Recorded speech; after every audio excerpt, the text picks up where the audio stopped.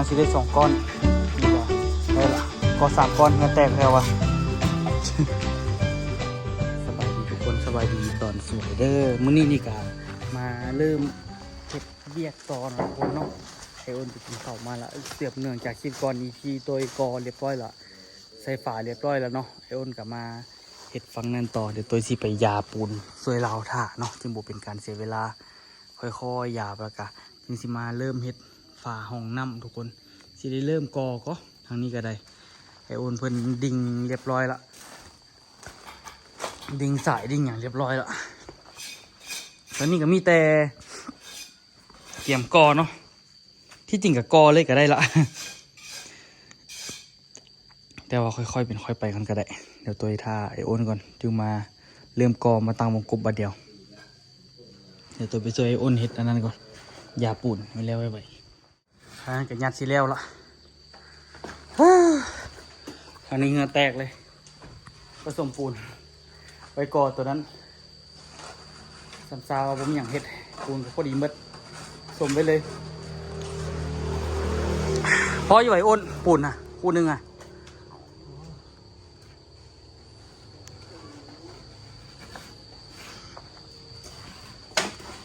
อ้าวมาอย่างออโต้ไปเซมาไปเซมาเฮ้คนยนต์เขียนยันไปทางใดก็ได้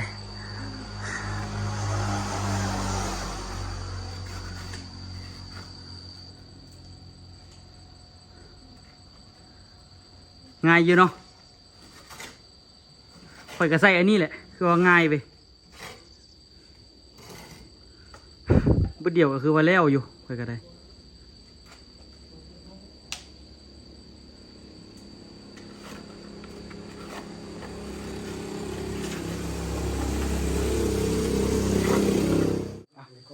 เดี๋ยวเริ่มตั้งเลยเนาะก็เลยกับมิตรด้านนี้แหละก็เลยแต่ก็คือชีตั้งก่อนเลยก็พร้อมกันก็มันคัดหัวกันเลยก็คัดอันหัวเดียวมันไม่ได้คือมีเศร้าเลยตั้งมันก็เลยก็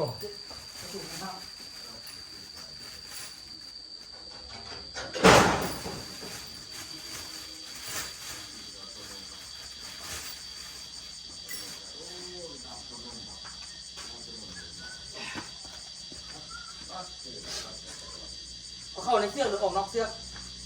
แล้วเขาได้รถจะไม่ได้แล้วทุกโลกมาเป็นครึ่ง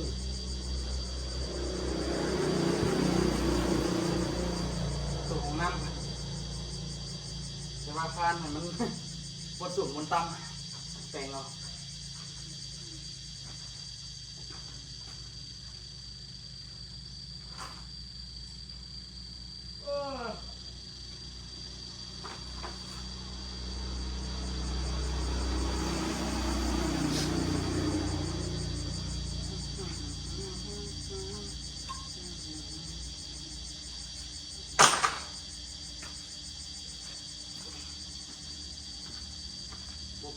พวกเฮ็ดไม่เห็นมันจนไม่ค่ำหรอกตกเล็กสติลใช่เลยนอนหรอ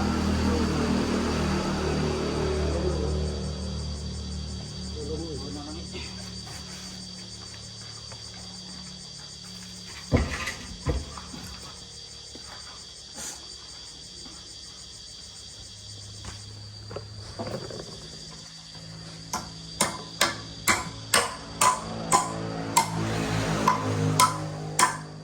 เขาเป็นอย่างคือตอกใส่โอน เอาแทบเท่านี้เลยมันเวลาเอาเทปูนมามันโดนมันยุ่ง โอ้ให้มันตั้งสิวะมันตั้งอย่างนี้ เบิ้งอันนี้บ่ให้มันอันนั้นบอกมันมีบอลต่ำบอลสูงนะก็นี่แหละเห็ดบอลลึกบอลตื้นเนาะประเทศปุ่นมันถึงโอบสิวะอ๋อนั่นตั้งเลยก็มีดูดิแต่อันคันบูเฮ็ดอีดีนี่ก็ยุ่งกันในตัวมันบ่มีเสาเนาะนี่เนาะเล็งเพียกแต่เศร้าๆคุณนะอันนี้เล็งไปไว้เลยคันบูเฮ็ดก็ยุ่งอีดีเลยทุกคนมีคนพาเฮ็ดตอนนี้ก็ใครได้ง่ายขึ้นเนาะ เดี๋ยวให้เราเอาไม้เฮ็ดไม้ค้ำก่อนฮะปุ๊บขึ้นไปได้ปะเอาแฝงประตูออกนอกเนาะ แล้วจะมาใครเลยจะปิ้นอะไรเลย ไข่ออกเรือไข่เข้าก่อน ใส่เข้าน่ะจะได้บ่จังหวะ เข้ากันได้รู้เลยนี่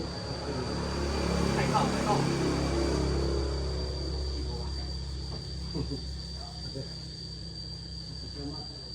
ไข่เข้ามันนี่ไข่ออกมันจะกินได้ไข่ออกแล้วไข่ไปทางนั้นครับ เข้าเนาะ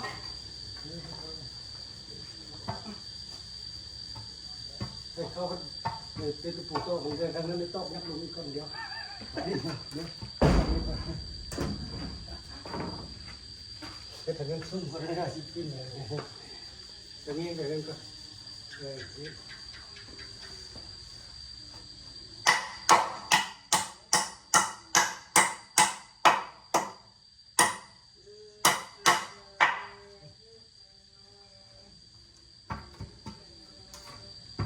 เสียบ่ เล็กดิ้งนะตัวเดียว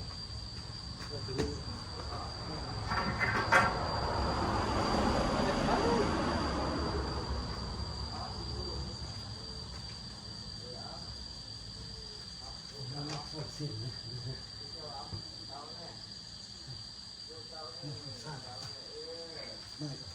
เอายับออกวะ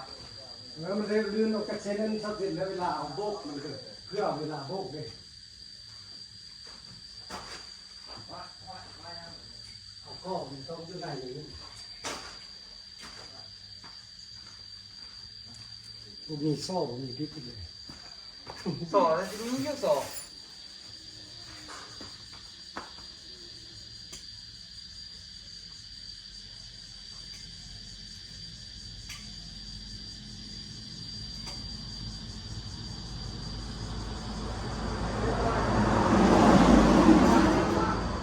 ยังไอ้อ้นคุณอ่ะพี่เฟิร์นน่ะ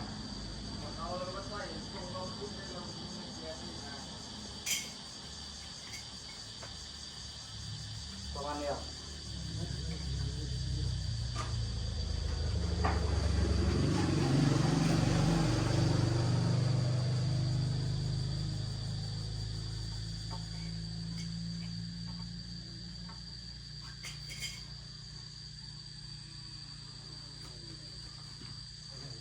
มันก็ดีพอแทบสิก่อนทำให้สิก้อพอดีก้อนนึงว่ะไม่เอาพอดีนั่นแหละนี่ ไม่ได้ไปไหนเจ้าวันไม่ได้ง่ายก็เอานั่นแหละ ก้อนนึงแล้วพอดีเวลามาเวลาตัดให้ตัดมัน พอดีกับผสมเลยยำดี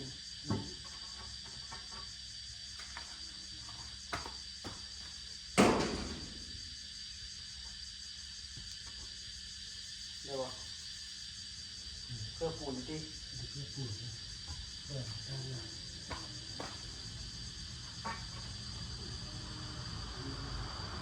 มันเกลือผมก็ขยักกันเดียวแล้วตัวนั้นกบุกเนาะกอในกันเนาะ โอ้ยโอ้ยก็ให้อันนี้ก็หัวคัดขึ้นเลยไหม เข้าใจละ เพราะว่าตัวนี้หัวตัวนี้บัดตัวนี้ก็มาแล้วหัวตัวนี้รุดเองสินะมันเลยก็คัด ที่สลับกันเนาะ นี่แหละ ถ้า มัน ตัว มี นี้ เศร้า มันยาวอยู่นะต้องเทียบ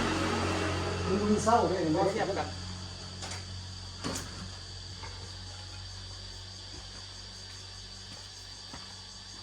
โอ้ป้าดนกันนี่ชื่อเนาะ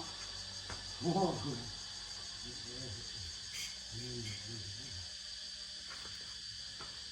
คือว่าป้าน่ะไปเลยไม่ลาที่ก่อนเจ้าไปเฮ็ดไม่เห็นเจ้าเฮ็ดอันนี้โดนบ่ ผมก็โดนเธอก็ บ่ลมบ่ซื่อเอาลมเด้อเอาลมเด้อแทงมุมกันเด้อนี่เนาะทุกคนใครจะมีคนนะประเฮ็ดกันว่าบางคนประเฮ็ดนี่ยุ่งคือ นี่ต้องประมาณนี้เนาะคนจับกล้องให้บ่มีเด้มันจะค่อยๆแปลงไป นี่ค่ะ เดี๋ยวค่อยไปซอกมีดเถอะเด้อเอาบ่บิ๊กฟดน่ะเอาแล้ววะ มีวะ มี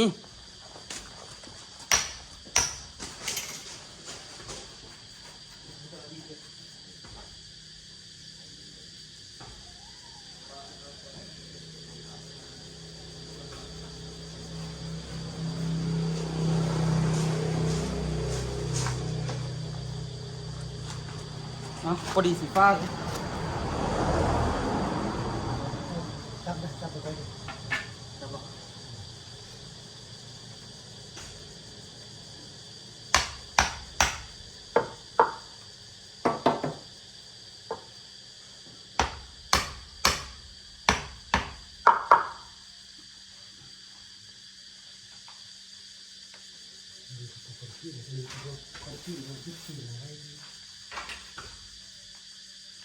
มืดปะโอนไปเลย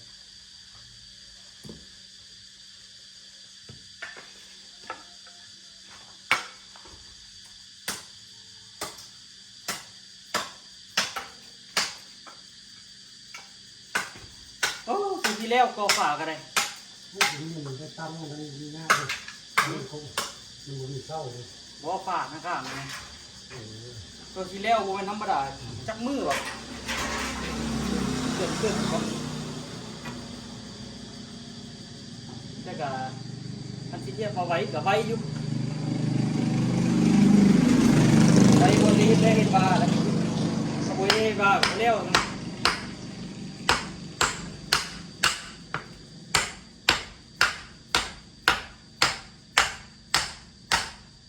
ยับขนาดนึงบอก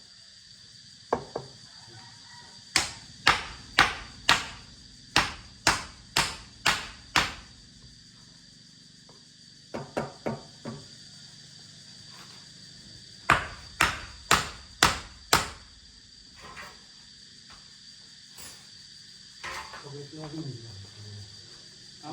อีกน้อยมีอยู่นะถุงเหลืองนะมันบอกทำไมเนาะถุงขาวอ่ะตอนนั้นแหละ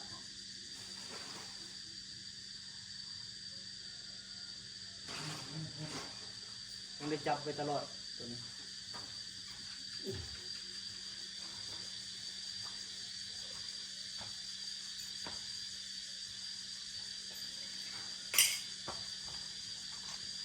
โอ้ทางลุมมันนี่ไวอยู่เนาะขึ้นไปทางเชิงขั้นแบบ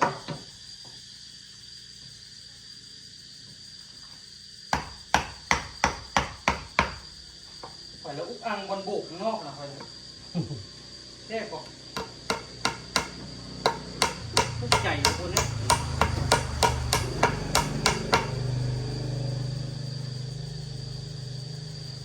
ทำเพื่อนนี่ดีแล้วมันเคลื่อนเหรอ ตีนเล่นเอาเล่นออกก็ได้เลยนะ เพื่อให้บอยมีโอกาสหนีเลยเนาะ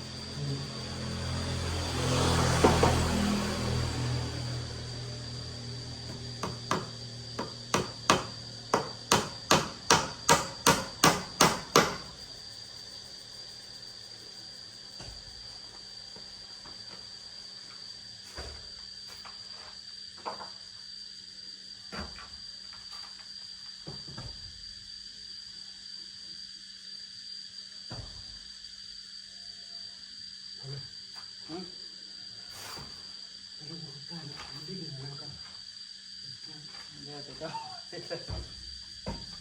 มันดิ้นไม่มีเศร้าเนี่ย อยู่บนเก่าไหนอยู่นี่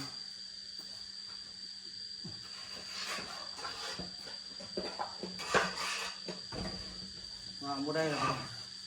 อยู่กองกับเพลง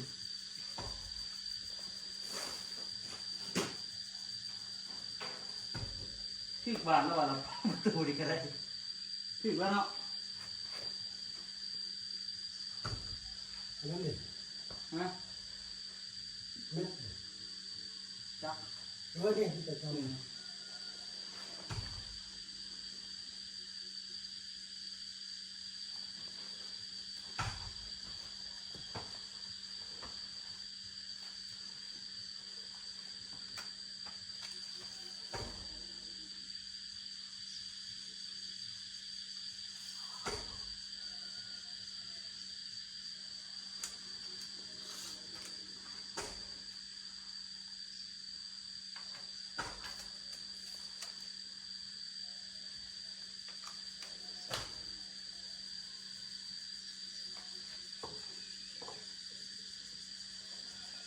ดิ่งใส่มันแตะกับนี่ว่ะ ดิ้นเครื่องนี้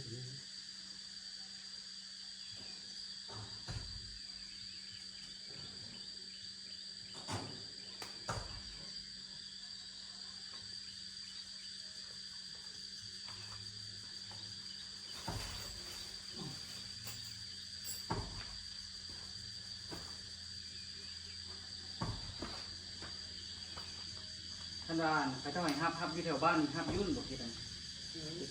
ไปสิโอ้โหเทียบกันก็ดีเฮ็ดเท่านี้เป็นสบายจังหวะ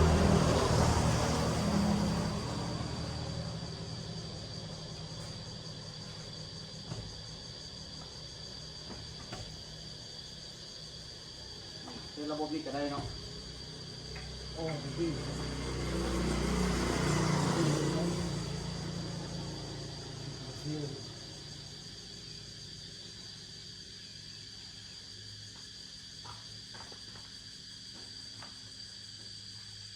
มีชีวิตเป็นแค่ไม้น่ะก็สำเร็จ ไปเลย ที่ ที่ เจ้าขาดเรียกกันเลย ไปแล้ว ชอบมันก็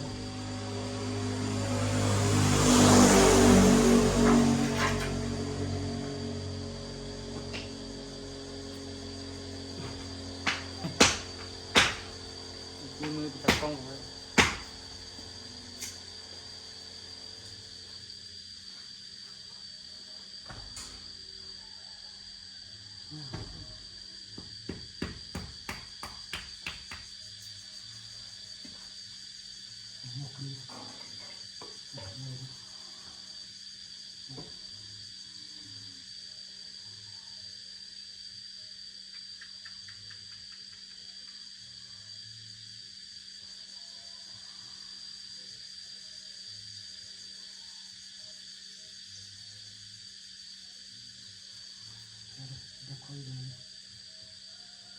ไม่รู้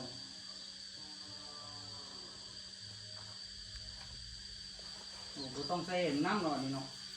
โอ้ที่นี่ที่มันแน่นอนเลยอะไรเนาะที่นี่ที่มันแน่นอนเลยประตูซื้อปั๊บเลย นี่เลยวันนี้ ตอกคัดไปเลยทีเดียว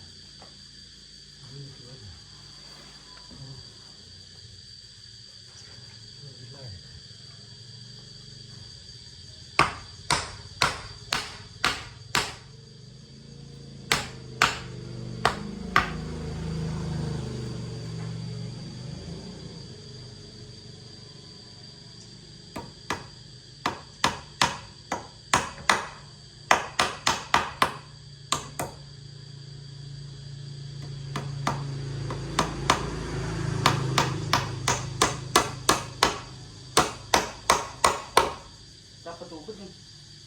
ปิดแรงนึง เรียก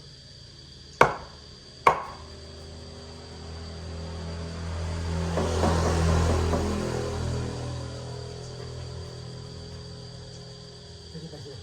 ปิดกล้องนิดนึงอันนี้จะสิเริ่มก่อเลยบ่ นั่นแหละ เนี่ยว่าเบิ่งการก่อนะทุกคนเนาะอันนี้นี่ก่อห้องน้ำนี่ไผก่อบ่เป็นนี่บ่ได้ก่อให้ทุกคน มันเป็นอันที่บ่ได้ใส่ฝาทุกคน อ๋อตัวนี้นี่เอา เออ ปิ้นเอาไป เอาออกประตูพี่บ่ เอาปิ้นเอาไปที่นี่ เดี๋ยวออกก่อนมาเบิ่งวิดีโออ้นเราเฮ็ด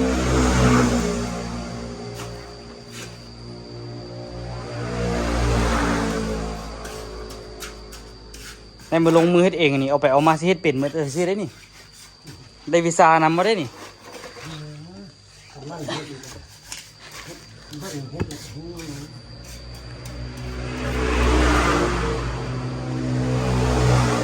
เบิ่งวิธีเอาและกะใส่จินตนาการเสริมเข้าไปเดี๋ยวตัวสิกอข้างนี้น้อยๆไอ้อ้นเรากอข้างๆนี่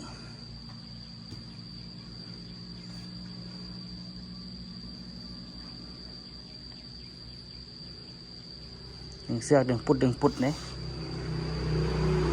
ขาดวะโอ้เฮ็ดไหมวะเสือกอันนี้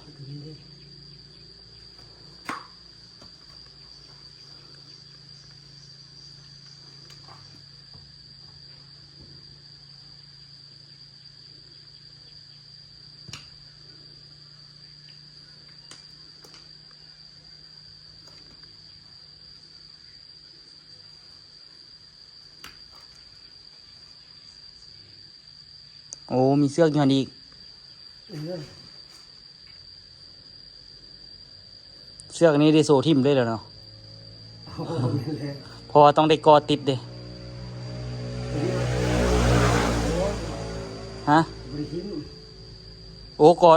เอากันได้เอาผสมปูนแล้วก็กอติดทะเลบ่แม่นวะ อะไรตัวนี้วะ ข้างๆนะ มาแล้วมีไส้ที่เป็นไส้ที่มันที่ตัวนี้ มีแปะไว้นึงเนาะงานละเอียดได้ทุกคนเลยทุกอย่างนี่มีสายเสือกมีสายเพียกไปเลยทุกคนบ่ฮู้สิเห็นบ่เนาะมีสายดึงสายจองทั้งเบิด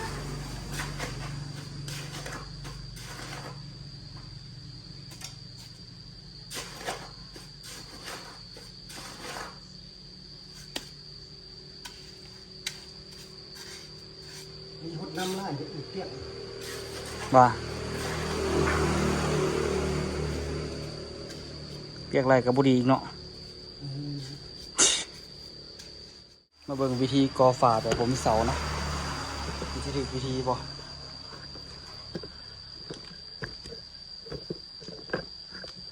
ตีจะพาใส่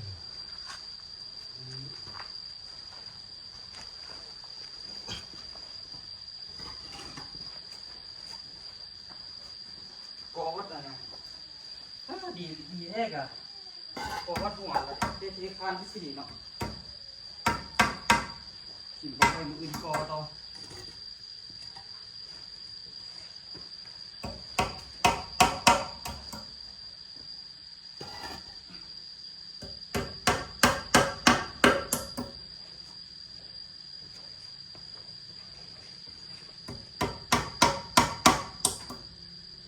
เฮ็ดอันนั้นเหรอวะ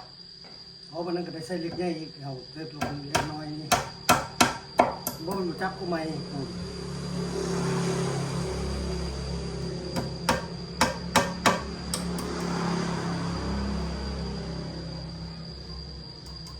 ข้างนั้นก็ได้เฮ็ดคือกันบ่ อ่ะ ข้างนั้นก็ได้เฮ็ดคือกันบ่ฮะอันนี้บ่ได้เฮ็ดติข้างนี้ เฮ็ด ใส่คือเดียวสิดิ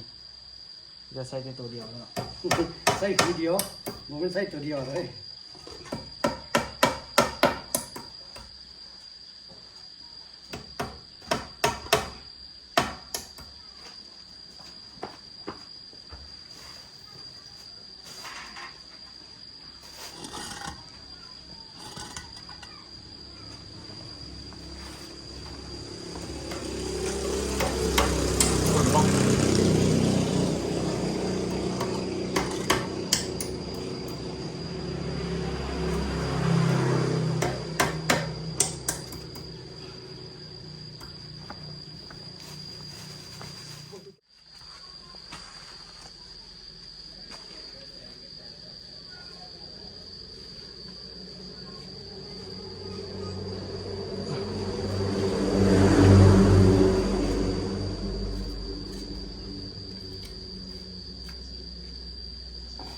ตัวนี้ให้มันซื่อนั่นแหละก็แล้วเนาะโอ้โหเรามาลืมคิดว่าที่ต้องได้ตัดได้นี่เนาะ ตัดนี่เลย แนวตายแนว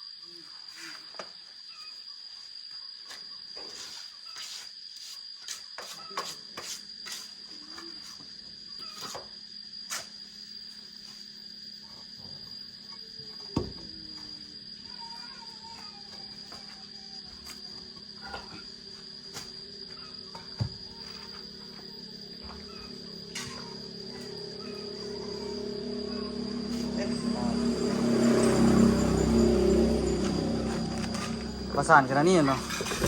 มันก้อนตัวไปละเอาก้อนเทิงติ่งตัวนี้เนาะ ตัวเพลงมาเต็มนี้ แล้วก็ได้ตัดคือกัน ฮะแล้วตัวนี้ตัดเลยลึ่งแบบดีนะเพราะว่าคำตัดมันจะไม่ทีนี้มันต้องประสานกันทีนี้ตัวนั้นก็ได้ตัดคำนี้ อ้าวจัดไปซะนะ มันบ่มีเศร้าดิต้องนี่สิคันก็หัวจุกันนี้มันบ่แน่น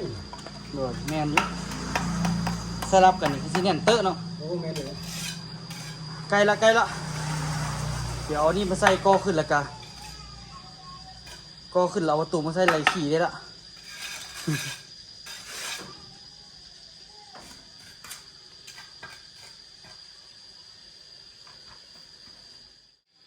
ละเอียดยิบเนาะ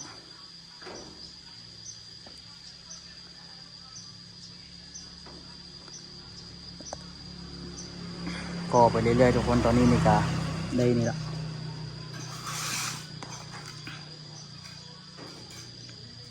ได้พื้นได้อย่างมันละได้ฟ้าแรกเนาะอันนี้นี่อ้นว่าคันเฮ็ดบ่เป็นนี่คนบ่ฮู้ใส่เพียกใส่อย่างนี้แล้วแม่นกอขึ้นไปนี่โกงฟับเลยก็สิโกงแท้แล้วเนาะคันบ่มีเพียกนี่หยังเนาะ เพียก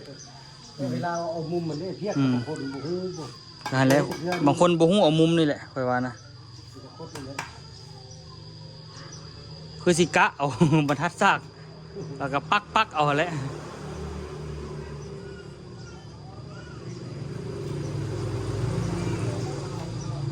วันนี้ต่อยได้หลายเติบละต่อยแตกเนาะเพราะว่าตัวของตัวที่ใส่ด้านข้างเนี่ยมันแคบประสันซะวันนี้สิกอจนจำมันไว้เลย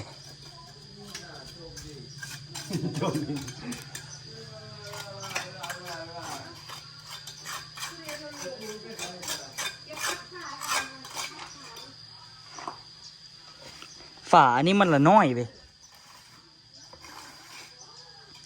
ยับสมัยมันฝาส้วมฮะนะ น้อยก็ตรงนี้นะ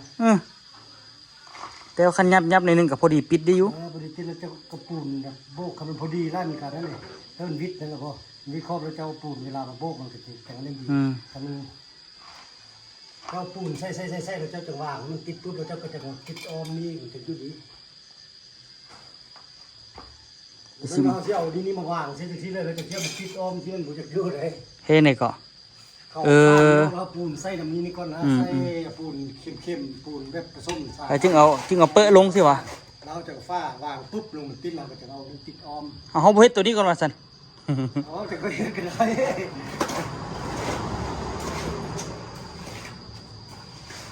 เฮ็ดไปเลยก็ดีก็เนาะหมุนมุมให้มันได้เพื่อสิเอาส่วมไปบนใดแล้วก็เฮ็ดไว้เลยก็ดีขึ้นกันกำลังสิได้2 ก้อนนี่ก็ได้ละก็3 ก้อนเหือแตกแล้ววะ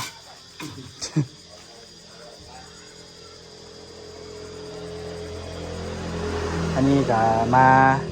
ได้คัดกันไปเรื่อยๆเนาะบล็อกนี้ก็ได้เนาะอันนี้สิคัดหัวกันเนาะทำอิฐทันตัวก้อนทำอิฐนี่ลื่นออกไปก้อน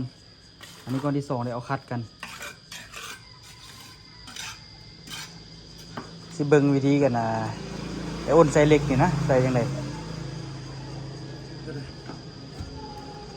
บัดไอ้อ้นใส่เล็กนี่สิใส่ยังไงสิชาเบิ่ง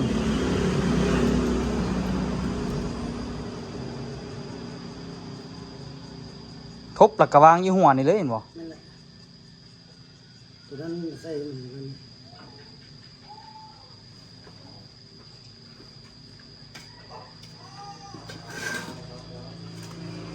ฝาห้องน้ำห้องนอนเขาก็สิได้ประมาณนี้โอ้ก็ได้กว้างอยู่หรอกเหลือซ้ำสีใส่ซ้ำสีสอย ยาวก็เราดูตัด แล้วตัดเลย ตัดเครื่องเลย ได้เซตตัวสั่นที่ก่อนสั่นสุดแล้ววะจะอีเลยเด้ออันหนึงเลยแล้วเนาะเล็กใหญ่ปะนี่เป็นเรื่องในการต่อแห้งทับกันตูดอันนี้ตูดเพียกง่ายเนาะนี่เนาะ ตูดขึ้นเลย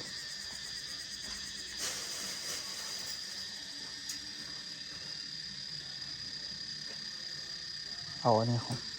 ไอ้ตะปูตอกอีก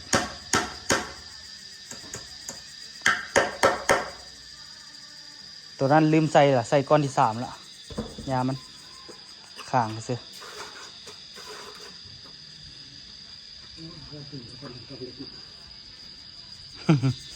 ลืมยัดปูนนะตอนนี้นี่พยายามซ้ำปูนทุกคนแต่ก็แรงละแดดซองพี่ลึกขนาดนั้นตอนแรงเนาะโอ้โบเฮ็ดกันฟาดออกไปนี่ตายเลยตายห้อนแท้เฮ็ดกันซาดตอกไป3 เมตรได้อยู่ตอนสวยกระซองมากะที่จริงกันทั้งข้างนี่ก็ได้อยู่มันซาดมาทางนี้แหละแต่เป็นตกดินทางนี้เนาะทุกคนเนาะเมื่อยละไว้เจอกันคลิปหน้าเลยทุกคนเด้อมื้อนี้ก็ได้สำนี้แหละเนาะมื้อหน้าจะเริ่มเฮ็ดฝาห้องนอนเฮ็ดฝาห้องนอนแล้วบางทีก็สิโบกเลยก็หรือว่าบางทีก็สิใส่ตอข้างหน้านี่เนาะ